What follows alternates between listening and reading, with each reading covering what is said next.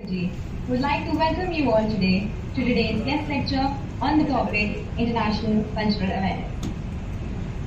We are fortunate enough to have Mr. Florian Houston, who is a distinguished international project management and business professional, as our guest for the international lecture.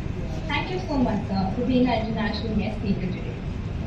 He is currently working as the team lead for the SAP Competence Center for Nintendo. Many times, but this was my first real challenge in the intercultural awareness world. The second example I would like to give, it's then. These similarities and differences may be in terms of values, beliefs, or behaviors. Intercultural awareness can be considered as a foundation of international communication. So it sounds quite simple, but it really isn't.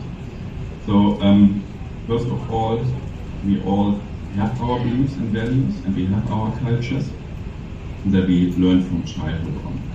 And in the next achievement-based, or is it more work-life balance-based, then definitely hierarchy plays a big role.